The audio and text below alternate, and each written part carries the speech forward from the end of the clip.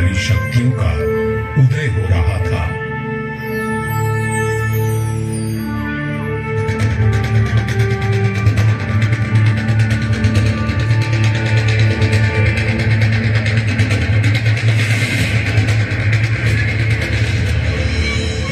लोधी राजवंश ने दिल्ली की गद्दी संभाली। मध्य एशिया में बाबर का जन्म हुआ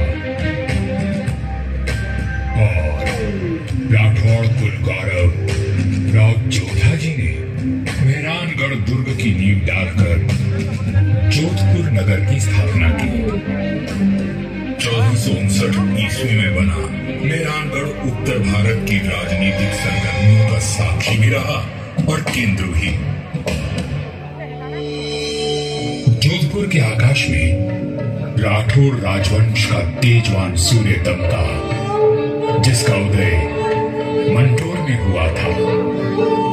मेहरानगढ़ की उत्तर पश्चिम दिशा में करीब 9 किलोमीटर का फासला तय करेंगे तो मैं अपने बचे हुए अवशेषों के साथ आपका स्वागत करूंगा।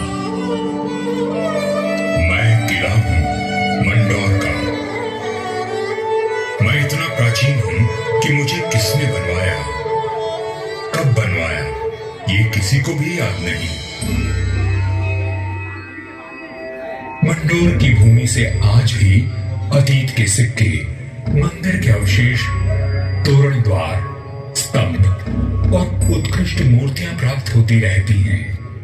मंडोर संग्रहालय में प्राचीन भारत के सभी प्रतीकों को सहेज कर रखा गया है, ठीक वैसे ही जैसे मैंने अपने जीर्ण अवशेषों में अनेकों गाथाएं संभाल रखी हैं। अरावली की पहाड़ियों से घिरा मंडोर नगर मांडव्य ऋषि की तपोभूमि था और इसका प्राचीन नाम मांडव्यपुर था। महाभारत काल में यहां नागवंशियों ने राज किया और फिर गुप्त वंश ने इसे अपने बाहुबल से जीता। चौथी व छठी शताब्दी में हुनों का आगमन हुआ तथा परमारों ने इनके वैभव को बढ़ाया। मारवाड़ का विस्तार सबसे अधिक परमारों की साम्यावधि में हुआ और उस समय मारवाड़ को नवकोटि मारवाड़ भी कहा जाता था। तो 7वीं शताब्दी में प्रतिहारों ने यहाँ अपना साम्राज्य स्थापित किया और यहाँ के वैभव को बढ़ाया। मेरे साथ चलिए उस बीते हुए काल में जब तलवारें खड़कती थी, रणभेरी और नगाड़े कंपायमान होते थे, वीर हुंकार भरते थे और रणबांकुरों के जय घोष से आकाश गूंज उठता था।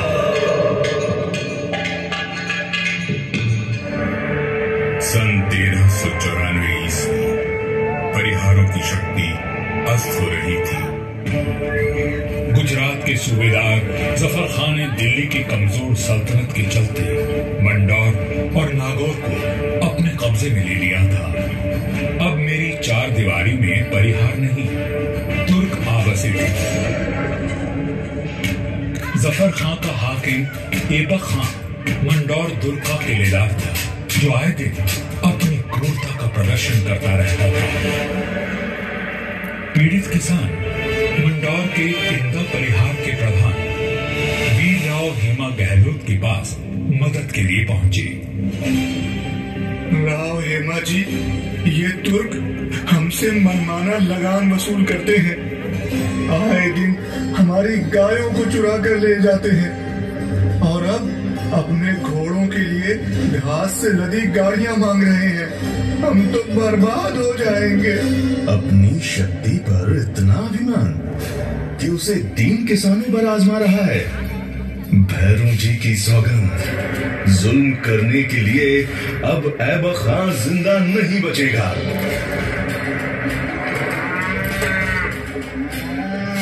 शक्तिशाली शत्रु से लड़ने के लिए बल और बुद्धि से वार करने की योजना बनाई गई। घास की कई 100 गाड़ियां तैयार की गई और हर गाड़ी में हथियार लिए योद्धा छुप कर बैठ गए। गाड़ियां जैसे ही किले के भीतर पहुंची, क्षत्रियों ने नारा लगाया, आयो लड़ो फतेह कर दो, आयो लड़ो फतेह कर दो।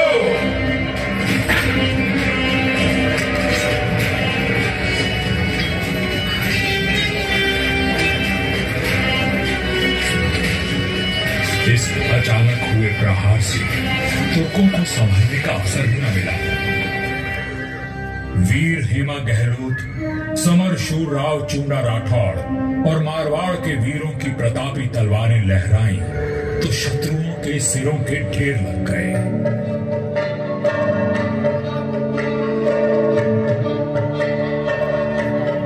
इसी जीत की याद में आज भी मंदौर में राव महोत्सव मनाया जाता है।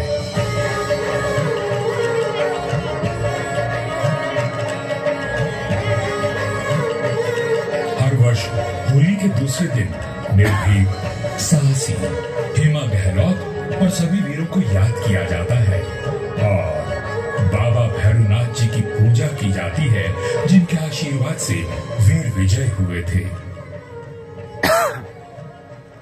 मंदौर विजय के बाद भी इंदा परिहार का मन अशांत था, क्योंकि ये नगर शत्रुओं से घिरा हुआ था। तब उन्होंने शक्तिशाली राठौड़ वंश को राज सौंपने का निश्चय किया। इंदा के मुखिया राय धवल ने अपनी पुत्री का विवाह राव चुंडा से करवाया और दहेज में मंदौर का दुर्ग दे दिया गया। राव हेमा गहलोत ने राव चुंडा का राज तिलक किया और भाटन ने मंगल गान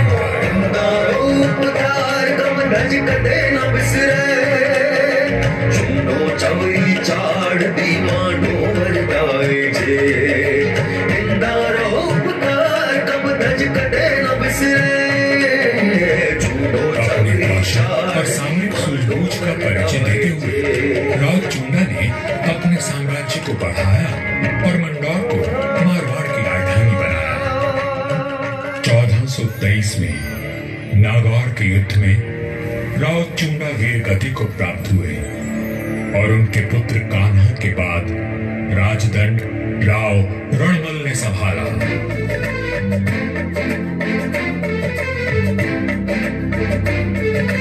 मारवाड़ और मेवाड़ में घनिष्ठ संबंध थे, परंतु मेवाड़ नरेश राणा कुंभा के कान भरने लगे।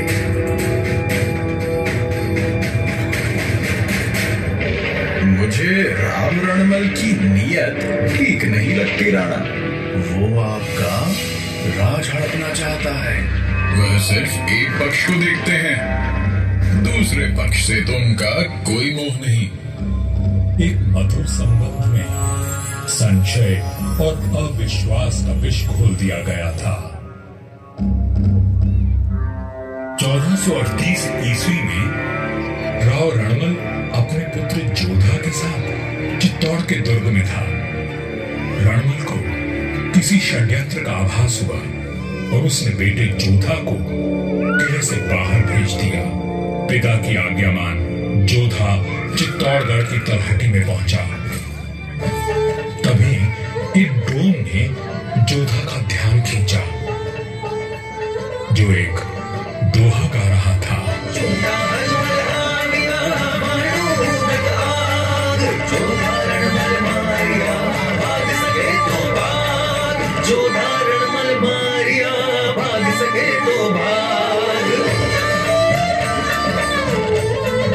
राणा कुंभा के निर्देश पर चुंडा ने राव रणमल की हत्या कर दी थी। पिता की हत्या का प्रतिशोध लेने की प्रतिज्ञा लेकर युवा जोधा मारवाड़ की ओर बढ़ चला, परंतु चुंडा उसका पीछा करता रहा। वह राणा कुंभा का ताऊ था और मारवाड़ का पुराना बैग। काल बनकर मेवाड़ की विशाल सेना जोधा के पीछे पड़ी थी और वीरों का वंशज अपने 700 स्वामी भक्त लड़ाकों के साथ उनसे जूझ रहा था। विपत्ति के हर बवंडर को साथ कर जब जोधा मंडोर पहुंचा तो उसके पास केवल 7 सैनिक बचे थे, पर चूंडा यहां भी आ पहुंचा।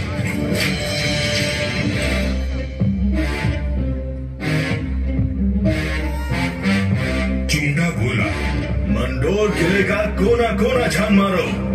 रणमल ने मेरे भाई राघव देव को मरवाया था, मैं उसके वंश का नाश कर दूंगा। हुजूर, जोधा जांगलू प्रदेश की ओर भाग गया है, आप कहें तो उसका पीछा करें। रहने दो, वहां रेतीले टीलों में भटक कर वो खुद ही मर जाएगा। तुम राणा कुंभा के पास संदेश भिजवाओ, मंडोर पर अब हमारा राज है। पिता की निर्मम हत्या की पीड़ा और राज खो देने का अपमान लिए जोधा भटक रहा था। हर ओर शत्रु घात लगाए बैठे थे, पर जुझारू जोधा ने आस और विश्वास नहीं खोया। 15 वर्षों तक संघर्ष और अथक प्रयास करने के बाद जोधा ने दुर्भाग्य को जीत लिया। चूंडा की मृत्यु हो चुकी थी और मंडोर को राज जोधा ने फिर से जीत लिया था। समय बदल रहा था और देश पर विदेशी आक्रमणकारियों का संकट घिराया था। ऐसे में एक दूसरे से लड़ने के बजाय मारवाड़ और मेवाड़ ने संधि कर ली।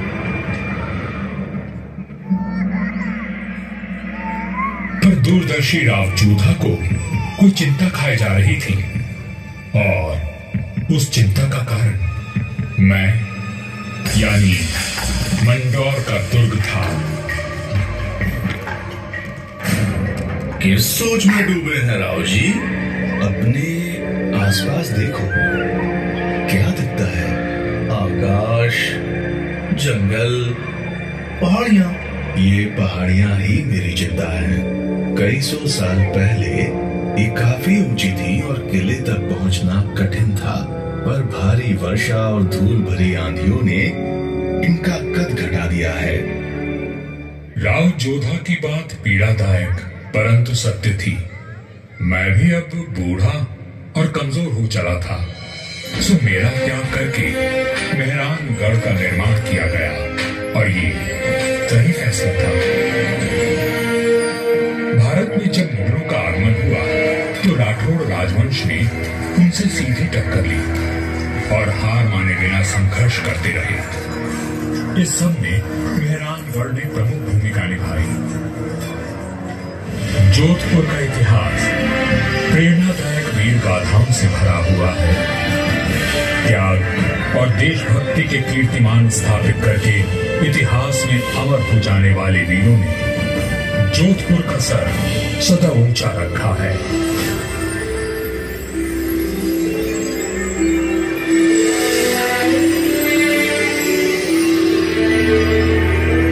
इस धरती पर जन्मे सपूत अपनी भुजाओं में इतना बल रखते थे कि मातृभूमि की रक्षा कर सके, तभी इनकी छत्र छाया में इनकी प्रजा सुखी और समृद्ध हुई। पर ये बात कम ही लोग जानते हैं कि फौलादी सीनों में कोमल भावनाओं का भी वास था। राजधर्म का पालन करने वाले तलवार के धनी इन रणधीरों के मन में नवसृजन और कला के प्रति प्रेम भी बसता था, जिसका प्रमाण आज भी उपस्थित है और इस धरती का सौंदर्य बढ़ाता है। महाराजा अजीत सिंह जी को उनकी सृजनात्मक ऊर्जा और निर्माणों के लिए याद किया जाता है। उन्होंने देवी देवताओं की साल, अजीत पुल, मैनपुल और एक खंबा महल बनवाया एवं भेरू बावड़ी और भेरू मंदिर का जीर्णोद्धार करवाया। उन्होंने अपने पिता महाराजा जसवंत सिंह जी के भव्य देवल का निर्माण भी करवाया, जिसके विशाल स्तंभों एवं गर्भगृह का अलंकरण दर्शनीय है। सभा मंडल का दृश्य पौराणिक आख्यानों का स्पष्ट दर्शन देता है। प्रस्तरों पर उत्कीर्ण भाव भंगिमाएं शिल्पकला का श्रेष्ठ उदाहरण है।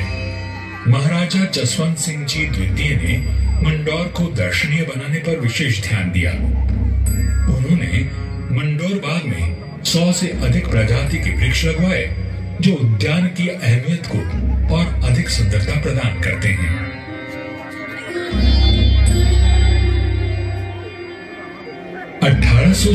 ईस्वी में महाराजा सरदार सिंह जी ने मंडौर के बाग को और संवारा। महाराजा उम्मेद सिंह जी के समय 1923 और 1947 के बीच मंडौर उद्यान को आधुनिक रूप देने हेतु कई कार्य करवाए गए, जैसे नागादरी नहर का जीर्णोद्धार, देवलू व महलों के पास सुंदर बाग विकसित किए गए। इसके साथ ही 4 दीवारी व दोनों मुख्य द्वारों का निर्माण हुआ। मारवाड़ नरेश राव गांगा राठौर जी ने कहा था, नाम तो गीतड़ा या भीतड़ा सूरवै। युगों तक मनुष्य की ख्याति या तो साहित्य सृजन से अथवा बड़े बड़े निर्माण कार्यों से रहती है। राठौड़ राजवंश अपने पराक्रम और निर्माण के लिए अमर रहेगा। मंडौर में स्थित थड़ों एवं देवलों पर बनी अद्भुत मूर्तियां शिल्पकला की नायाब मिसाल हैं। मारवाड़ के सर्वाधिक शक्तिशाली नरेश राव मालदेव जी से लेकर महाराजा अजीत सिंह जी के देवल आज भी सुंदर नक्काशी एवं बेजोड़ वास्तुकला की छाप छोड़ते हैं।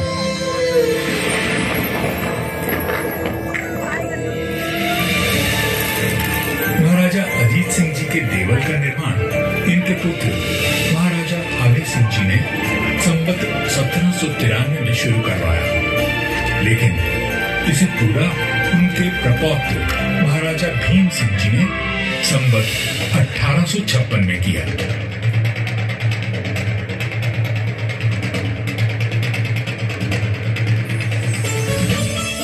यह राजस्थान के समस्त देवलों में न केवल भव्यतम है, बल्कि अपनी कलात्मकता को सहेजे तत्कालीन शिल्पकला का विलक्षण उदाहरण है। 4 भव्य द्वारों एवं 4 सभा मंडपों से सज्जित यह देवल शैव धर्म की महत्ता को दर्शाता है।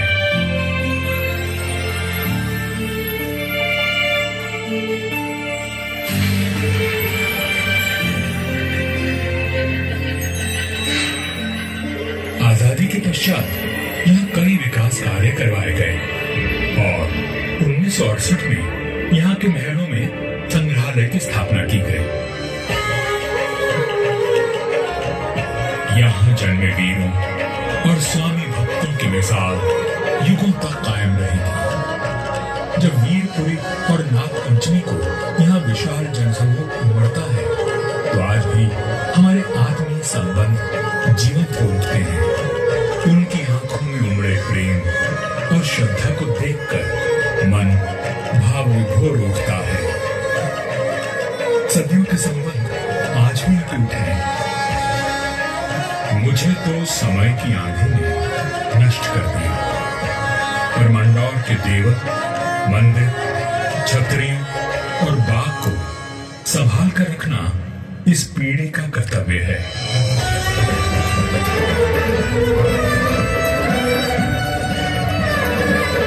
मंडौर दुर्ग है साक्षी, करता गौरव गान, कैसे कैसे वीर हुए थी कैसी उनकी शान।